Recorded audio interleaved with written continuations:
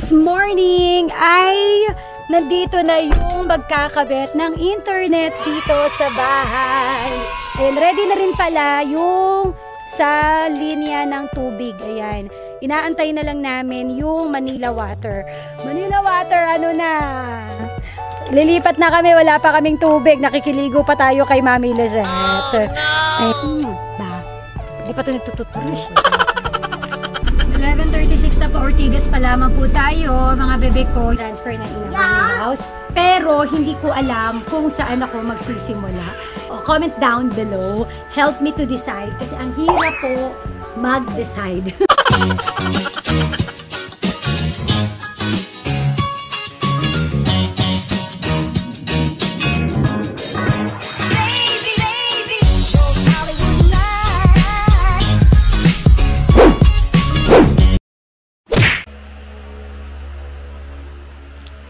Good morning mga dadang at inday.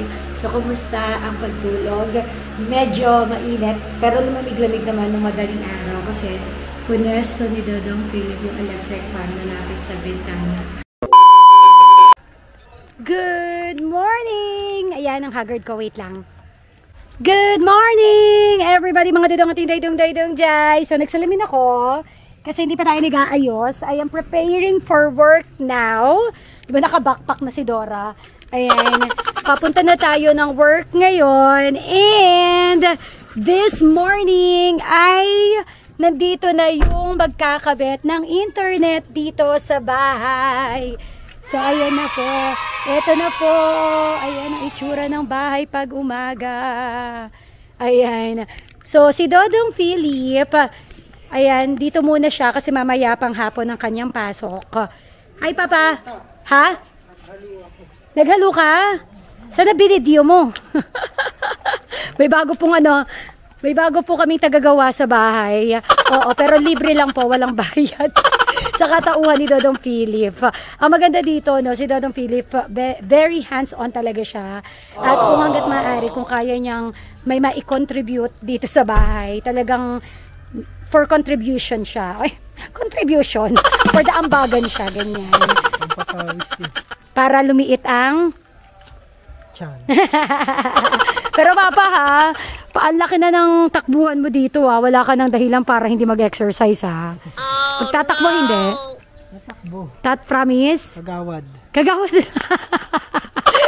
Kailangan mo munang magstay dito ng ilang taon bago ka makatakbo. Hello. O diba, nag-e-echo yung boses ko. Ganun siya kalakas. Saan sila nakakabit? Ito sa poste. Ayun na, pabalik. Ayun, nandun na si Kuya. Anong sabi ni Kuya about sa connection natin? Malayo. Malayo, so... Pero ganun din naman, katulad dun sa Manila, diba? Lumagpas ng 100 meters. Oo. Pero nagawa naman. Pero diba dapat August mag-update tayo ng plan? Oo, papa-upgrade ko siya. Pero may magandang plan daw sabi ni Felsen. Ano sabi ni Pels? Parang tawagan na lang natin. Kasi po, yung plan na gagamitin namin dito sa yun yung existing plan namin sa Manila. So, hindi na kami kumuha ng bago. Kasi 2 years ang di ba? Ang tali. Ang lockdown. Ang lockdown? Lock-in. Lock up. So, may mga bago silang plans na mas mabilis tas mas mura. Mas mura. May mga bagong inilabas. So update din kayo pero naka-aniyan sa lock-in 2 years Oo. So ayun naman, ang maganda rin again with this internet connection, pwede siyang PLDT. O ayan na, sinabi na natin. Ang maganda sa PLDT, pwede siyang i-transfer lang. Yes. Hindi yung parang kasi may isa kaming internet provider, Converge. Converge, hindi siya pwedeng ganoon. Parang ang gusto region to region dapat same. Kunwari NCR ka. NCR to NCR ang transfer. Hindi pwedeng NCR to region something ganyan. Correct. Etong PLDT hindi. Kasi dalawa po yung internet namin sa Manila. Kasi for a time, nung hindi pa ako bumabalik sa radyo, ang naging racket ko ay online hosting. So, kailangan namin ng stable internet. Sakaling mawala yung isang internet, may backup kami. Oo, so, tsaka sa online schooling nga. Correct. At saka online schooling nga ni Kuya Riley. Kasi nung time na yun, pandemic. Pero ngayon, we are just targeting one internet connection na lang. Kasi alaw sa tayo budget. Kailangan pa namin ng budget para sa laman ng bahay. Sana maganda ang PLDT dito sa ano. Sana. Although marami nagko-comment, no, ang sabi talaga cheetah. Kahit yung mga nag-comment sa post ko, sa vlog, ayan, cheetah yung advance. Kasi naka-lock in pa tayo sa PLDT. Ayun. So anyway, for the go na ako mga bebe ko. Usually, pag pumapasok ako sa Mandaluyong, ang daan ko sa may C6. Ngayon, susubukan kong dumaan dito sa may bandang Ortigas. Basta yung dadaan tayo ng Muzon, dadaan tayo ng Taytay Bagong Palengke, Tikling, hanggang sa Paedsa. So yun ang dadaanan ko ngayon. Kasi, nung dumaan ako sa C6, ang travel time ko, actually malapit lang siya. Oo, as in parang mga ano lang siya, kung walang traffic sa Barkadahan Bridge, kaya siya ng 1 oras eh. Pero dahil sobrang may ginagawa pa doon, tapos ang tagal ng stoplight, inaabot siya ng... ginagawa doon sa may matraffic. Meron pa din. Wala na. Nadaanan ko eh. Dumanaw kahapon eh. Pero, yung sinasabi ko, yung malapit na doon sa iikutan mo, yung malapit ka ng Ortigas ha. Meron pa. Wala na. Hindi, pero yung dito nga sa may Barkadahan Bridge, inaabot ng 30 minutes. Sa Barkadahan hindi. Oo. Yung sa may bandang Ortigas yung sinasabi. So ngayon, ang oras natin ay 10:16.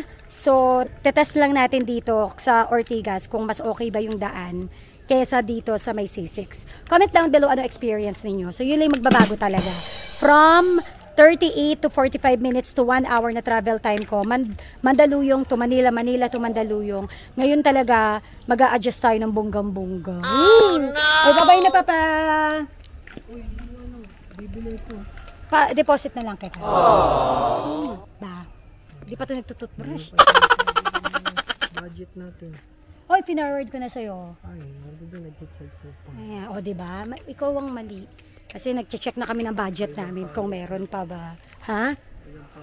Na-send ko na kaya. Yan yung binuhusan namin. O diba? Hindi ako makaalis-alis. Ang daming chika. Ano binuhusan nyo?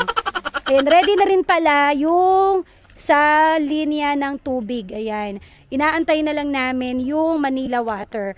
Manila Water, ano na? Lilipat na kami, wala pa kaming tubig. Nakikiligo pa tayo kay Mami Lizette. Oh, no! Ayan. So anyway, let's go na. Baka malate pa tayo. Time check. Time check tayo mga bebe ko. Ang putla ako, no? O, hindi pa ako nag-aayos mga bebe ko eh. 10:24 na pala. So let's go. Lagay tayo ng ano. 10:24 na pero maglalagay pa ako ng Magic Lip Cheek Gloss. Alam mo, ang ganda lang talaga pag meron kang malaking salamin eh. Oh. Ang lakas makatago ng mga katsakahan sa mundo. Kaya pala, nakikita mo yung mga artista nakaganiti. O, diba? So, let's go na po!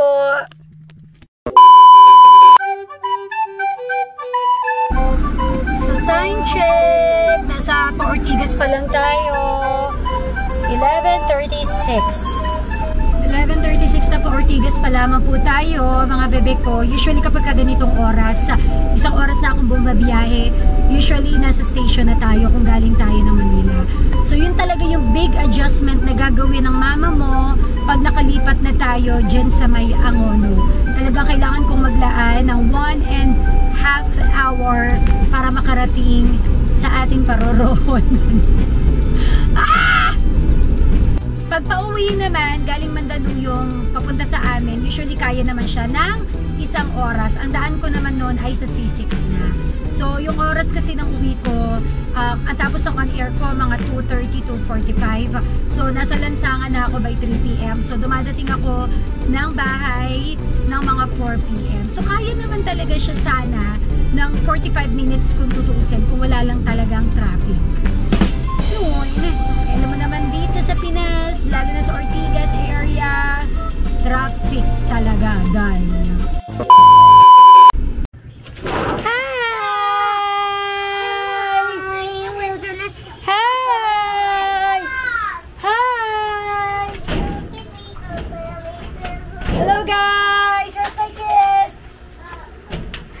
To salubong na salubong, oh. Hi! Where's my... Ay, sus. Kawawa naman si Tommy, anak. Ano ba yan? Ano ba yan? Ano ba yan? Ano ba yan? Where's my kiss? Guys! Wait! Ah! Wait lang. Hug and kiss! Aray ko! Aray ko, aray ko, aray ko! Ang sakit to, cutie! Aray ko, salamat! Stop Ang sakit, ang sakit! Valerie, kiss! Ang sakit, kalma! Kalma, baby, baby, kalma! Kalma, kalma, kalma, kalma! Kalma! Kalma naman! Kalma naman! Kalma naman ikaw! Hindi naman kumakalma. Valerie, where's my kiss? Oh, hindi naman kumakalma itong baby na to. Mwah! Mwah! Tommy! Kumusta na si Tommy? Ayan, patuloy pa rin ang medication. Mas maharot pa rin si Cutie. Pero sana umokay na siya kasi yung last CBC niya medyo hindi pa ganun kataas. Ano ba yan? Cutie! Valerie, you didn't kiss me eh. Ay, nakuha mo sa akin na yan. Ay, talaga. May kinagat sa pantalon ko. Sira-sira na nga yung pantalon ko. Eh. Nakakaloka. Sabi ng nanay ko, ganyan ba talaga yung pantalon nyo? Kailangan sira. Valerie, where are you? Ay, sis, talagang kulit. Napakakulit. Oh, kiss, kiss. Kiss. Ay, ang tagal. Sarap siya? Kiss na. Kiss. That was the funniest thing. Did you miss me? Yeah. Paano yung hug ng miss? Aray ko. Aray. Aray. Are you excited to transfer in our new house? Yeah. Did you pack your things na? No. Not yet. When are you going to pack your things? What? Are we going? Come here. I'll talk to you guys. Are we going now? Come. Are we going now? Come here. Are we going now? Are you excited to transfer na in our Yeah. new house? Why? Are we going there now? You need to pack your things pa and your toys. Oh gosh, that's so So, ayan na, I'm home na. Hindi na ako nakapag-vlog kanina.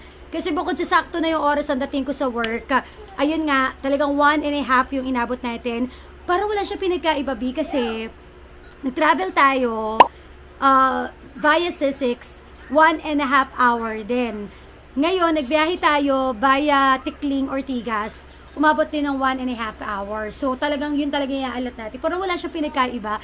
Pero sa mga pumapasok ng Ortigas, Mandaluyong area, comment down below, ano sa tingin mo yung nagwo-work talaga para sa'yo? But for me, yun nga yung nag-work sa akin. Parang wala siyang pinagkaiba. Umalis ako ng 10:30, same lang yung dating ko. So, anyway, ayan na nga, grabing adjustment ang gagawin namin. And now, kailangan na namin mag-impake, pero hindi ko alam kung saan ako magsisimula.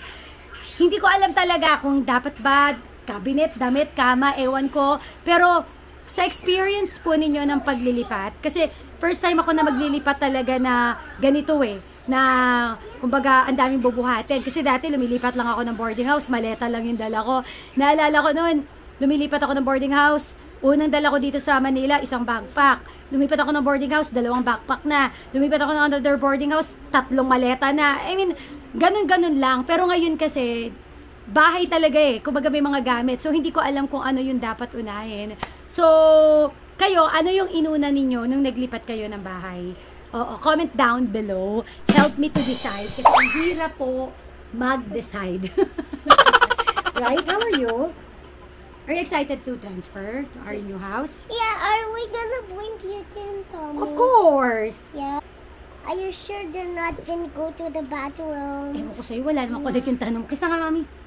Yeah! Yeah! So anyway, that's it for now, mga bebe ko. So katatawag lang ni Dodong Philip kanina. Tinesting niya yung internet. Kasi nakabit na po yung internet.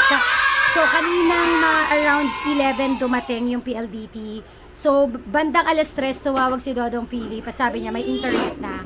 So, yeah, tubig na lang talaga ang kulang. Manila water, baka naman. So, that's it for today. Maraming salamat everybody for watching. Magkita-kita po tayo until next vlog. Nakaka-rare ko ng mag-vlog kasi may time po tayo na mag-edit ngayon. And again, maraming salamat sa mga sumusunod sa journey namin. So, yun lang. Thank you, I heart you, and maraming salamat. Ito po ang ating flex comment of the vlog. Bye!